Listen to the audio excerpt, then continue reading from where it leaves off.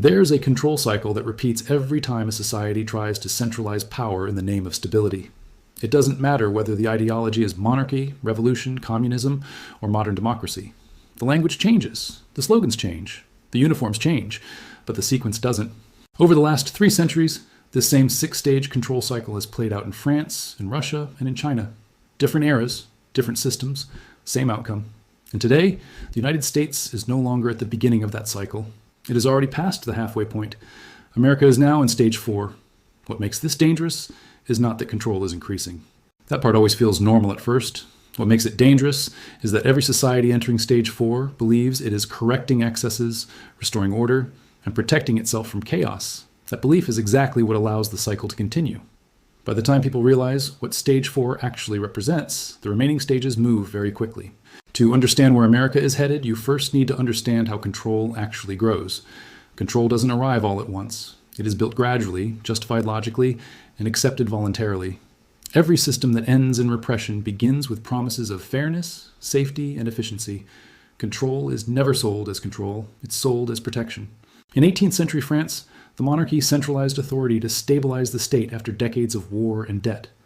In early Soviet Russia, the Bolsheviks centralized power to defend the revolution from enemies real and imagined. In modern China, the Communist Party consolidated control to prevent fragmentation and preserve national unity. Each system claimed it was different. Each believed it had found the correct balance. Each followed the same 6 steps anyway. The first step is expansion of authority. This happens quietly. The state takes on new responsibilities that were once handled locally or privately. At first, people welcome this shift. It feels like progress. Roads improve. Services expand. Systems become more organized. Central power grows, but it feels useful, even benevolent. No one resists stage 1 because stage 1 delivers visible benefits. Stage 2 is dependency. Once the state provides essential functions, people reorganize their lives around those systems. They rely on centralized institutions for work, food, security, information, and opportunity. Alternatives slowly disappear. Independent systems shrink, self-sufficiency declines. At this stage, control still feels optional, but walking away becomes increasingly difficult. Stage 3 is normalization. This is where the population stops noticing how much authority has already been transferred. New rules become routine. Surveillance becomes background noise. Bureaucracy becomes unavoidable. People no longer ask whether the system should exist. They only argue about how it should be managed. This is where most societies believe the cycle stabilizes. It never does. Stage 4 is enforcement. This is the stage America has now entered. Stage 4 is not about violence or dictatorship. Not yet. Stage 4 is about compliance. It's when the system stops asking and starts expecting. Rules are no longer guidelines. They are requirements. Penalties increase. Enforcement expands. The justification is always the same. Without enforcement, the system won't work. Without compliance, society will fall apart. This is the point where control stops being theoretical and starts becoming personal. Choices narrow, deviations are flagged, consequences become real, and most importantly, resistance becomes socially unacceptable. That's when the cycle accelerates. Stage 4 always feels like a response, never an escalation. That's why it's so effective. Control expands, not because leaders announce a new phase, but because they claim the system is under threat. Disorder is blamed, extremism is blamed, misinformation is blamed. The solution is presented as enforcement, not power. In France, this shift became visible in the decades before the revolution. The monarchy had already centralized authority and normalized dependence. By the mid-18th century, enforcement moved from selective to routine. Taxes were no longer negotiated, they were imposed. Laws were no longer flexible. They were standardized and enforced uniformly, regardless of local conditions. Compliance became the expectation, not cooperation. What made this dangerous was not the existence of enforcement, but its scope. The state began inserting itself into everyday life. Trade regulations tightened, speech was monitored, movement was restricted. The justification was stability. France was deeply in debt, socially divided, and politically fragile. Enforcement was framed as necessary to prevent collapse. Instead, it accelerated it. Russia followed the same logic after the revolution. Once the Bolsheviks secured power, they moved quickly through stages 1, 2, and 3. By the early 1920s, enforcement became central to governance. Food requisitions were enforced by force. Labor was monitored. Dissent was criminalized. Again, the justification was survival. The revolution was under threat. The state needed obedience to function. What's important here is that enforcement didn't appear extreme to those implementing it. It felt proportional, rational, necessary. That's always how Stage 4 presents itself. The system frames enforcement as the minimum required to maintain order. Anyone who resists is labeled irresponsible, dangerous, or disloyal. China institutionalized stage 4 more systematically than any previous society. After consolidating power, the Communist Party embedded enforcement mechanisms into everyday life, neighborhood committees, work unit oversight, identity tracking, later, digital systems. Enforcement wasn't episodic. It was continuous, predictable, normal. This is the key difference between early and late stage 4. Early enforcement targets behavior. Later enforcement shapes identity. People begin internalizing expectations. Self-censorship replaces open dissent. Compliance becomes habitual. America's version of stage 4 looks different, but the structure is the same. Enforcement expands through regulation, algorithmic monitoring, legal pressure, and institutional penalties. It is justified through safety, fairness, and order. Most people accept it because it doesn't arrive violently, it arrives procedurally. The real shift in stage 4 is psychological.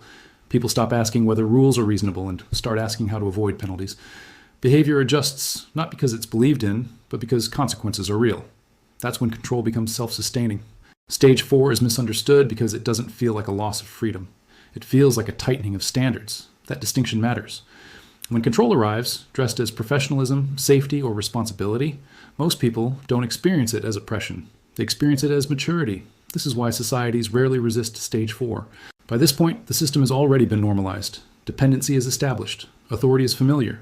Enforcement simply formalizes expectations that were already implied. The system doesn't need force. It needs consent, shaped by habit. In France, this took the form of legal uniformity. Local customs and privileges were stripped away in favor of centralized rules. On paper, this looked like equality. In practice, it removed flexibility. The state became the sole interpreter of law. When hardship followed, there was no buffer. Enforcement had replaced negotiation. In Russia, stage 4 hardened into suspicion. Compliance was no longer about participation, but about survival. The state monitored behavior not just to enforce rules, but to identify deviation. Once enforcement expands into intent, control deepens rapidly. Fear doesn't need to be constant, it only needs to be possible. China refined this phase by making enforcement predictable. That's what made it effective. People knew the boundaries, they knew the penalties. The system didn't rely on chaos, it relied on consistency. Over time, behavior aligned automatically. Control became invisible because it was expected. The common thread is this: stage 4 replaces trust with verification. Systems stop assuming good faith. Everything must be monitored, measured, and confirmed. This creates efficiency, but it also destroys resilience. When people are trusted, they adapt. When they are monitored, they optimize for compliance. This is where creativity narrows. Risk-taking declines. Independent thought becomes costly. People don't stop thinking differently, they stop expressing it. The gap between reality and official narrative widens quietly. America's stage 4 expresses itself through rules layered on top of rules. Enforcement becomes administrative rather than physical. Licenses, permissions, audits, and algorithmic penalties replace overt coercion. The effect is the same. Behavior is shaped through consequence. What makes stage 4 dangerous is that it works. Order improves, deviations decline, the system appears more stable. That apparent success convinces leaders and institutions to push further. Enforcement expands not because it fails, but because it succeeds. Stage 4 always creates the conditions for stage 5, even when it appears successful. The moment enforcement becomes the primary tool of governance, the system begins trading adaptability for control. That trade feels rational in the short term. It is disastrous in the long term. When rules are enforced uniformly, they stop responding to reality. Exceptions disappear. Context is ignored. The system gains order but loses intelligence. Problems that could once be resolved locally are escalated upward. Decision-making concentrates. The center grows heavier. In France, this is where resentment hardened. The population had already lost flexibility, but enforcement removed any remaining sense of agency. When hardship intensified, there was no mechanism to release pressure. The system could only tighten or break. It chose to tighten until it shattered. In Russia, stage 5 emerged when enforcement expanded beyond behavior into belief. Loyalty was no longer enough. Enthusiasm was demanded. Silence became suspicious. The system began consuming itself, devoting more resources to internal control than external progress. China avoided sudden collapse by managing this transition carefully, but the cost was rigidity. Enforcement produced compliance, but it also required constant maintenance. As control systems expanded, they demanded more data, more oversight, more intervention. The system became efficient, but brittle. This is the paradox of control. The more tightly behavior is managed, the more fragile the system becomes. Small disruptions that would once have been absorbed now threaten stability. Every deviation feels dangerous because the system has no slack left. America is entering this same phase. Enforcement is no longer about correcting behavior. It is about preventing deviation before it occurs. Rules are written broadly. Penalties are automatic. Human judgment is replaced by process. The system feels fair because it is consistent. It feels safe because it is predictable. But it is losing flexibility at the exact moment flexibility matters most. Stage 5 is defined by escalation. Once enforcement is normalized, any failure is blamed on insufficient enforcement. The response is always more rules, more oversight, more penalties. Control feeds on itself. At this stage, the system no longer asks whether enforcement is the right tool. It only debates how much is enough. That is how the cycle locks in. Stage 5 is where control stops expanding quietly and starts consuming the system that built it. This is the point where enforcement is no longer reactive. It becomes preemptive. The goal shifts from correcting behavior to eliminating risk altogether. Every society that reaches this stage believes it has no choice. The system is now too complex, too interconnected, and too dependent on compliance to tolerate uncertainty. Leaders convince themselves that loosening control would invite chaos, so the response to every problem is the same: tighten further. In France, this phase unfolded rapidly. As resistance grew, enforcement intensified, surveillance expanded, punishments became more severe. The state demanded obedience not because it wanted cruelty, but because it feared loss of order. The irony is that the more aggressively control was applied, the faster legitimacy collapsed. Russia's Stage 5 was defined by institutional paranoia. Enforcement systems turned inward. Loyalty tests multiplied. Purges replaced governance. The state no longer trusted even its own administrators. Control became so consuming that it hollowed out the very structures it depended on. China's approach has been more measured, but the mechanics are identical. Risk management expands into every domain. Data collection grows. Predictive enforcement becomes central. Stability is preserved, but only through constant intervention. The system works, but it requires continuous pressure to keep functioning. This is the stage America is approaching, but has not fully entered. The signs are visible: preventive regulation, automated penalties, preemptive restrictions, the assumption that unmanaged behavior is inherently dangerous. Control begins targeting possibility, not action. What defines Stage 5 is exhaustion. Institutions are overwhelmed by the complexity they've created. Resources are diverted from growth to monitoring. Innovation slows because deviation is costly. The system becomes obsessed with maintaining itself. At this point, control no longer feels empowering. It feels heavy. Everything requires permission. Everything is measured. Everything is documented. The system still functions, but it does so under strain. The danger of Stage 5 is not collapse. It is overconfidence. Leaders see that control still works and assume it can work indefinitely.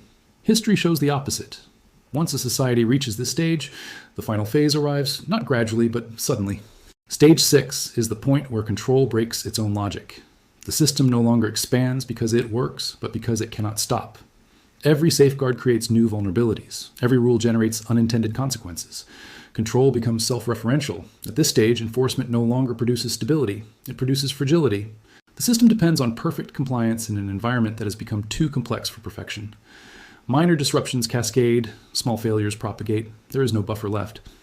In France, this moment arrived when enforcement lost legitimacy entirely. Authority remained, but belief evaporated. Orders were issued, but ignored. Punishments intensified, but compliance collapsed. Control still existed on paper, but the system no longer governed behavior. In Russia, Stage 6 appeared as paralysis. Fear replaced function. Administrators stopped making decisions to avoid punishment. Information stopped flowing upward. The system appeared strong from the outside, but inside it was frozen. Control had become an obstacle to action. China's system has delayed the stage through scale and technology, but the trade-off is brittleness. When control depends on continuous monitoring and intervention, failure is not gradual. It is abrupt. A system that cannot tolerate deviation cannot adapt to shock. Stage 6 is defined by speed. When disruption arrives, the system cannot respond intelligently because it has trained itself to enforce, not adapt. Decision-making is centralized, slow, and risk-averse. By the time action is taken, conditions have already changed. This is where societies often misinterpret what is happening. They blame individuals, bad actors, or insufficient enforcement. The response is escalation, more control, faster penalties, broader rules. This accelerates the breakdown. America has not fully entered Stage 6, but the trajectory is clear. When enforcement systems expand faster than trust, when compliance replaces consent, when prevention replaces judgment, the system is already losing resilience. Stage 6 is not chaos, it is rigidity under pressure. And rigid systems do not bend, they snap. The trigger that pushes a society fully into collapse is almost never the cause people remember. It's usually something ordinary: a financial shock, a political crisis, a security failure, an external conflict. What matters is not the event itself, but the condition of the system when it happens. By the time a society reaches this point in the control cycle, it has trained itself to respond to every problem with enforcement. That reflex becomes fatal. When the shock arrives, the system reacts automatically, tightening control even further, precisely when flexibility is required. In France, the trigger was not ideology. It was scarcity. Bread prices spiked. Trust was already gone. Enforcement had already replaced legitimacy. The state responded by asserting authority harder. That response didn't restore order. It destroyed it. In Russia, the trigger was not invasion or rebellion. It was dysfunction. The system had become so rigid that it could not process reality. Information stopped flowing. Decisions stalled. Control mechanisms remained intact, but they no longer connected to outcomes. Collapse followed quickly. This stage feels sudden to those living through it because the system appears stable right up until it is in T. Control mechanisms don't fail gradually. They fail all at once. Compliance evaporates. Institutions hesitate. Authority fragments. The critical mistake at this point is escalation. Leaders assume the problem is insufficient enforcement, not structural rigidity. So they push harder. More rules, faster penalties, broader restrictions. Each move accelerates loss of legitimacy and coordination. What actually breaks the system is not resistance. It's disengagement. People stop responding. They stop participating. They stop believing the system can adapt. Control loses its grip because it no longer governs behavior in the real world. America has not reached this point yet. But the historical pattern is clear. When enforcement replaces trust, when compliance replaces consent, when prevention replaces judgment, the system becomes unable to absorb shock. The snap does not come from chaos. It comes from over-control meeting reality. After the snap, what follows is not the end of society. It is the end of centralized control. The structures that once coordinated everything lose relevance quickly, not because people disappear, but because the system can no longer adapt to reality. History shows this clearly. France did not cease to exist after the revolution. It reorganized. Authority fragmented, then reformed in a different shape. Russia did not vanish after its collapse. Power dispersed, then reconsolidated under a new framework. China has repeatedly survived cycles of control by breaking and rebuilding its systems rather than preserving them unchanged. What always disappears is the illusion of permanence, the belief that control can be perfected, that enforcement can replace trust indefinitely, that complexity can be managed without flexibility. Those assumptions collapse faster than institutions. The societies that emerge from this cycle are smaller in scope, less centralized, and more constrained. They retain many functions, but they lose the ability to dictate outcomes at scale. Power becomes conditional again. Authority must be earned, not assumed. For individuals, this transition is disorienting. The rules they optimize their lives around no longer apply. Stability becomes local rather than systemic. Adaptability matters more than compliance.